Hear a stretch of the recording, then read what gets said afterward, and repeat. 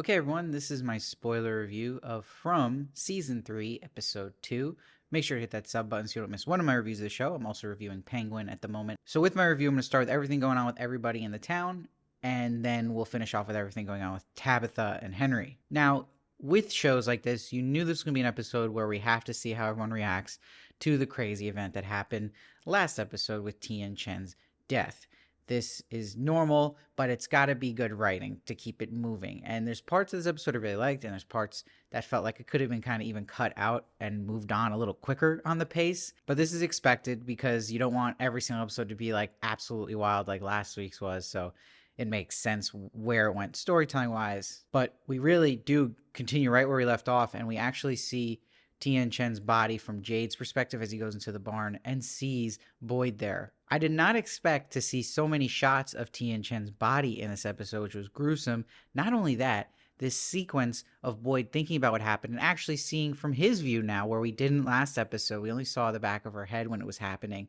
To see it full circle from his view was gruesome. I did not expect that, but I like the show is leaning into the disturbing horror, making things feel more worse as it goes on. I like this small detail, though, that when Jade finds Boyd, he's repeating this saying that Tian Chen was saying to him, so he doesn't forget it, and this will get huge payoff later on when he tells Kenny. Meanwhile, Jim and Kenny find crops on the lake, so this is a happy moment for Kenny, and you're like, oh boy, like, isn't that life, right, where you get something so amazing happen and then something terrible happens on the other end? And I also think these crops that were around the lake, these patches were definitely given to them by these creatures. This is them toying with them. They do want them to stay alive and not all die from starvation.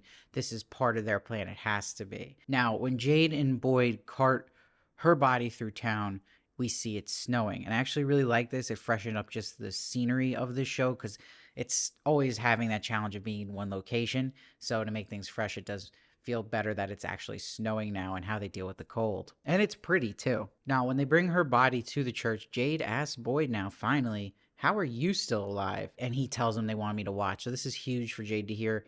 And it will also be something he'll tell Kenny later on. And that's important because how is the town going to even react to that next episode when they find out the details that Boyd watched, that these creatures are capable of something like that? We know they could kill people, but did we know they could actually torture people like this and then keep them alive after? Now, one of my favorite scenes of the episode is when Donna lays into Boyd about going and getting these animals, and he says, you were ready to crawl in a hole when the crops spoiled. And he's like, get the F out of here. That was such a great line, and him throwing the vase. I really like that. And he was so right here. Like, come on, Donna, relax. But Donna has a great line. You do what you had to do and you lost because the game here is rigged. So true. It really sums up this show. You can't beat the house. I also like this moment where Christy sees Boyd and she tells him what happened last night. It wasn't your fault.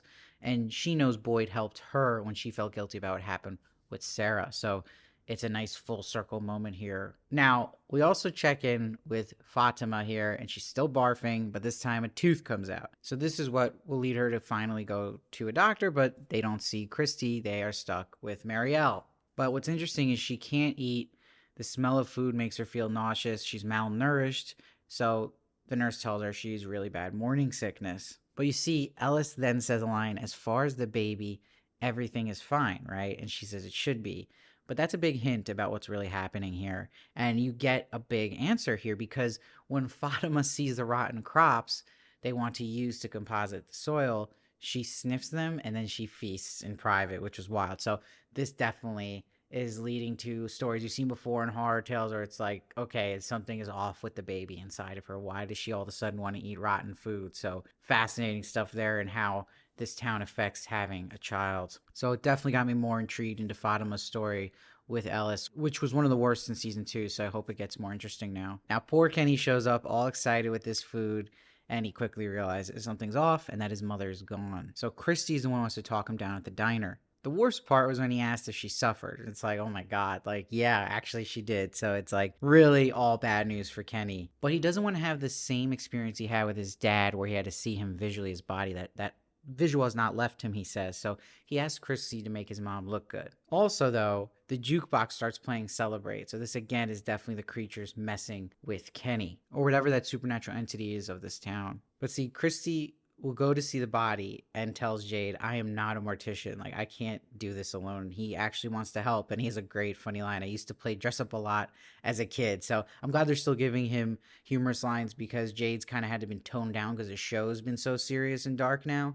So it's good if they can keep finding humorous lines with him, because his humor in the show is great. Now, also, Sarah has a nice moment where, again, they're slowly but surely making her redemption arc happen here, and people warming up to her, where she brings a dress she knows Tien Chen loved, and one she wanted to wear the day they went home. So that was a nice touch by Sarah to really get Christy to even warm up a little bit to her. And you see, even Julie would go to Sarah in a way for comfort, relating to somebody who lost their mind from this place and did something horrible. And she's like, I don't want to end up like you. So I do think there is a friendship brewing there, especially because Sarah last episode helped Julie and Ethan escape. Speaking of Julie, Julie has a good scene, one of the best scenes we've seen of Julie yet, where she actually lays into her dad, Jim. She says, I can't be the fill-in parent when you lose your shit. She says, when Thomas died, you and Mom fell apart and there was no one there for Ethan. I was 15. I can't do it again. I need you to get your shit together. So it's a big move for Julie, standing up to her parents and it's making a lot of sense, saying the right thing here, because you can't just have Jim going off on his own thing and not paying attention to his kids, especially in a town like this. Now, Kenny will fill up these big bottles of alcohol, and he's like, I'm going to burn the monsters in the tunnel. And Boyd's like, okay, let's do it. But Boyd knows where Kenny's mind is at. You got to see in the scene that Boyd is working his way through Kenny in a very effective way, just going along with him for a bit, but then getting to the core of what's really going on. But Boyd tells Kenny this is what they want, basically to lose your cool. And he also says, if we find them in there, we're not coming back. But he's like, I will go with you side by side. So it's just a great moment between Boyd and Kenny, because they can be so close at points and sometimes they're not at all. So it's a very complicated relationship, but I love when they're bonding like this. And this is where he'll get the chance to reveal she wasn't alone when she died, and they made Boyd watch. And he repeats to Kenny what she was saying to him, and Kenny translates it as, take care of him, he will be alone now. And Boyd's like, let's go back, and they have a nice moment hugging after Kenny hears that. So I really like that. That was such a well done scene. And Kenny gets to see his mom done up well at the end, so that gets a little payoff too. Now, with the cliffhangers for this storyline, we see Boyd tells his son Ellis, we can't keep sitting around, let's capture one of those things, which they kind of already had a moment like that where they examined the body, so they hope they make this fresh enough and a little more interesting and different than the last story of that. But that gets me excited for what's going to happen with that and how they try to capture it fully. And the big cliffhanger is Jim goes inside, his phone rings, and it's Thomas who calls him. So there is this weird connection Jim has too with phone calls. We saw it in the past when he was trying to get the radio tower connection, that he got that phone call from the creatures. So he hears things through phones that we haven't seen anyone else really have that experience yet. So I think that's fascinating. Is that really Thomas? Is he one of the kids that were stuck in the tower now in this other world? We'll see. So I really did like a lot of the stuff going on in the town, but again, there were some scenes like even Donna talking to Ethan you probably could have chopped out that made this feel even slower than it should have felt, because a lot of the stuff was making the same point, but I don't think we have to check in with every single character's reaction to Tien Chen passing away to just kind of keep the pace a little quicker. Now let's go to everything with Tabitha, where last episode I was really hard on her storyline, but this episode I thought her story was the best. I thought this is the stuff everyone's been waiting for, especially with a character like Henry, who's going to have some answers, and I like this team up with Tabitha and Henry. But Henry has a gun, wants to know how Tabitha got his son's lunchbox. She basically gives him a season 1 recap. We even see clips from season 1, and she says Victor gave her the lunchbox, but he's not buying it, and he's already called the police. But to convince him, she shows an article of her family missing, mentions other families that went missing, but what really hooks him in and gets him to convert to her side is when she brings up the children locked in a tower. So this was really exciting to see him perk up at that, and Henry explains before his wife Miranda disappeared, she was hearing voices of children locked in a tower and she was afraid. Now, it's also interesting that he shows Tabitha the children's bedroom, and in Victor's bedroom you see his drawings and that little drawing of the family. You'll see how important Victor's family storyline in his past is to the show. I mean, the opening credits, a lot of them are drawings of Victor's, and it's fascinating, that story of Victor's. It reminds me so much of the show Dark from Netflix. Now, Henry will fully come around to Tabitha because he knows this means his son is alive if she's telling the truth. And Tabitha says, I believe the reason I was sent here was to find you. And he says, no, I think you're here for what's in the basement. So we're like, okay, we're getting even more answers now. So expanding on the idea of Miranda starting to hear voices, her and Henry actually dropped acid one night, and since that night, the voices started. So it's interesting they had that as a catapult. If that has anything to do with it at all, maybe not. That's just a coincidence, but that is interesting and probably will add to more theories here. So I'd love to hear your guys' theories on why she's this person that would hear these voices. And she painted everything she saw. She basically painted the opening credits, all these pictures we've seen. You see what really catches Tabitha's eye is the children she's seen. Her visions are in these paintings. And also at the end, the boy in white as well. We also see the diner there and then some of the creatures we've seen walking around too. Henry says that Miranda said there were people there that were lost and afraid who found themselves living inside a nightmare they couldn't escape, fighting a battle they knew they couldn't win, holding on to hope, and when hope was gone, held on to each other. I really like this narration blending with the funeral of Tien Chen, and with the piano playing under it, it felt like a very Mike Flanagan type scene, especially with that writing. I thought it was very, very good. And it was interesting trying to make you think about how time is an effect in this show. And did she already see this in the future, this town, and what was happening to all these people? So how does that work? So it's get your mind kind of spinning, which I like. But it's got a lot of meaning to it in depth. So really, really good for the show to see that. But she was the one chosen to free the children in the tower. But she wasn't the first, and there was others before, and they all had failed. They all had failed to also get out of this place.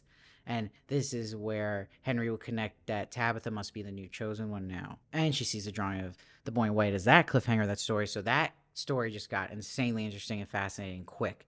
So that's good, and I'm excited to see what happens with Tabitha and Henry and their storyline this season. It should be very interesting and be one that gives us more answers, and trying to play detective with those two will be fun.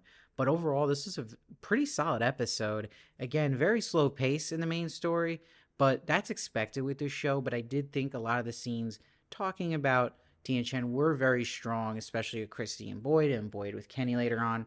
But I do think, again, like scenes with Donna and Ethan can be chopped up a bit. There's a couple moments like that. But overall, I still think it was one of the better episodes of From.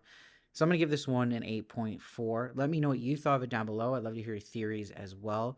Please hit that subscribe button so you don't miss one of my reviews of From, and I'll see you next time.